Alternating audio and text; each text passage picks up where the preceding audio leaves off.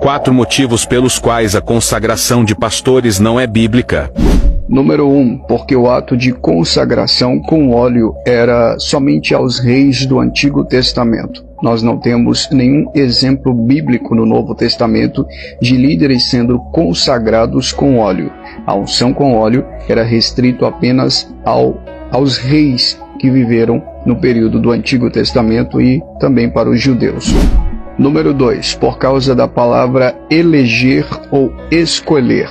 Vamos ler, por exemplo, Atos capítulo 14, versículo 23, e depois eu volto para fazer um comentário. E, promovendo-lhes, em cada igreja, a eleição de presbíteros, depois de orar com jejuns, os encomendaram ao Senhor em quem haviam crido. Basicamente, em um contexto imediato, no capítulo 14, o apóstolo Paulo ele é apedrejado por judeus da cidade de Antioquia e também de Icônio.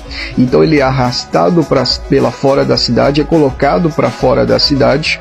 Depois ele sai com Barnabé e vai para uma cidade chamada Derbe. Depois ele retorna novamente para Antioquia e após retornar para Antioquia, versículo 23, ele então elegeu presbíteros e diáconos para a obra que o Senhor havia os designado. É interessante notar a expressão elegeu ou escolheu, ou até mesmo eleição aí no texto, no versículo 23. A palavra eleger no grego vem da palavra cheirotonson, e a palavra cheir significa mão no grego, vem de mão, dá um sentido de mão no grego, e a palavra teino no grego dá um sentido de imposição, impor as mãos, o que nos leva à seguinte questão.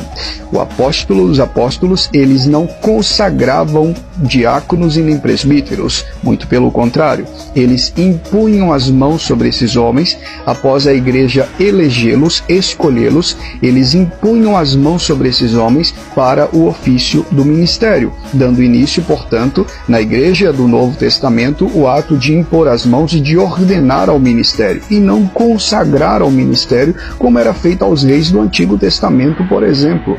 Mas em terceiro lugar, uma questão óbvia e ululante, nós não encontramos em nenhuma passagem do Novo Testamento presbíteros e diáconos assumindo posições eclesiásticas por meio de derramamento de óleo em suas cabeças, por meio de consagração, o que constitui uma completa ignorância bíblica e teológica. A unção de óleo na Nova Aliança, porque era só reservada aos reis, repetindo mais uma vez, era apenas reservada aos reis no Antigo Testamento e a nenhum cargo eclesiástico no Novo Testamento.